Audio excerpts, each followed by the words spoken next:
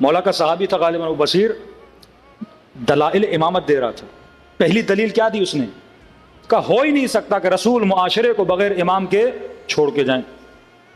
تو کہا کیسے نہیں ہو سکتا؟ کہا یہ اپنا بدن دیکھو، بدن میں کتنے اعضاء ہیں، ہاتھ ہے، پاؤں ہیں، آنکھیں ہیں، زبان ہے، پیٹ ہے، سب کی اپنی اپنی خواہشیں، سب کی. کہ اب ان سارے بدن کے اعضاء کو وہ کون سی چیز ہے جو کنٹرول کرتی ہے؟ کہ عقل، دماغ، برین. یہ امام ہے. یہ کہتا ہے چلو تو چلتے ہیں، یہ کہتا ہے بولو تو بولتے ہیں. سارے اعضاء مطلب. اور کہا اگر کسی کی عقل زائل ہو جائے اسے کیا بولتے ہیں؟ پاگل، دیوانہ، مجنون. پتہ ہی نہیں کون سی چیز کہاں بولنی ہے، کہاں بیٹھنا ہے، کہاں اٹھنا ہے، کہاں نجاست کرنی ہے، کہاں سونا ہے. دنیا کہتی ہے پاگل ہے. پاگل کیوں ہے؟ ہاتھ نہیں ہے اس کے پاس، آنکھیں نہیں اس کے پاس، پاؤں نہیں اس کے پاس، کا سب کچھ ہے پر پاگل ہے کیونکہ امام نہیں ہے. وہ معاشرہ پاگل معاشرہ ہے جس کے پاس علی جیسا امام نہیں ہے.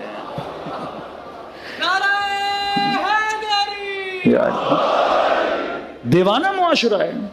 اب کیونکہ امام نہیں تھا اس معاشرے کے پاس تو کبھی نبی کی بیٹی گھر پہ اٹیک کر رہے ہیں. پاگل ہے نا، دیواروں پہ سر مار رہے ہیں. جو ہدایت کے لیے اسے مار رہے ہیں. دیوانے کو ٹیچر پڑھائے گا وہ اسے جوتے مارے گا. ہاں، پاگل آدمی اسکول چلا جائے تو وہ ٹیچروں کو مارے گا، ہیڈ ماسٹروں کو مارے گا. باپ لے جائے ڈاکٹر ہے، علاج ہے، سوئی لگا رہا ہے، اسی سوئی کو ڈاکٹر کو نہ لگا دے.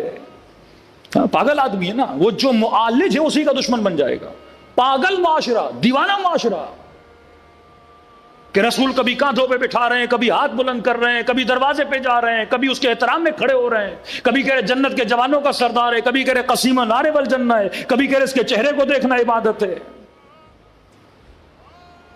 کبھی کہہ رہے اس کی ایک ضربت عبادت ہے، ثقلین سے افضل ہے. اور کیا بتائیں، شہر علم ہیں، باب حکمت ہیں، کعبے کی طرح ہے، یہ کرو وہ کرو، لیکن اس کی محبت نہ ہو جہنمی بن جاؤ گے.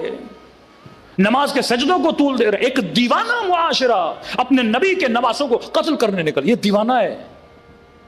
یہ طرز کھانے کے قابل ہیں کہ جو ان کی ہدایت کے لیے آئے یہ ان کے سر قلم کر رہے ہیں، بچیوں کو تماچے مار رہے ہیں. کوئی عقل مند آدمی نہیں کرتا. یہ بدن پہ گھوڑے دوڑا رہے ہیں. یہ پاگل انسانوں کا کام ہے. کیوں؟ کیونکہ یہ بدن تو ہے ان کے پاس، امام نہیں ہے. تبھی کا لاکھ شکر کرو عقل مند ہو، کیونکہ خدا نے تجھے کیا دیا؟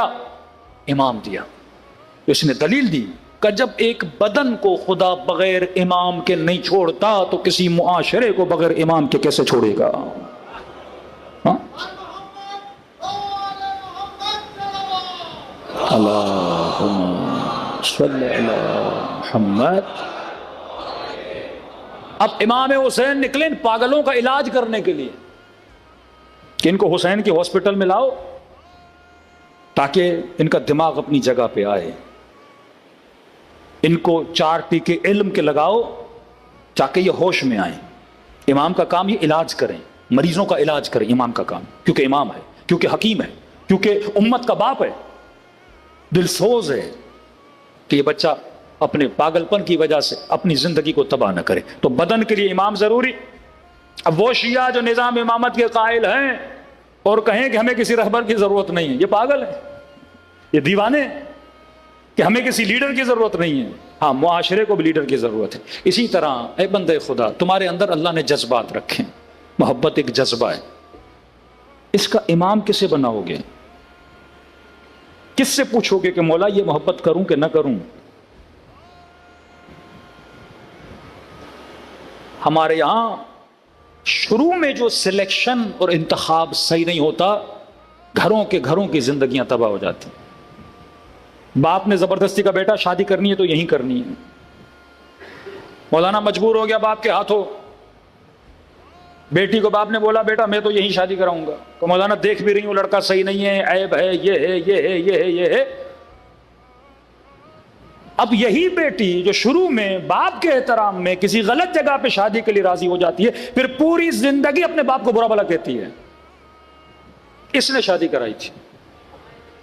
اگر یہی ریزسٹنس شروع میں دکھاتی کہ میں بھائی اس غلط بندے سے شادی نہیں کروں گی، تو زندگی کیا رہتی؟ آباد رہتی.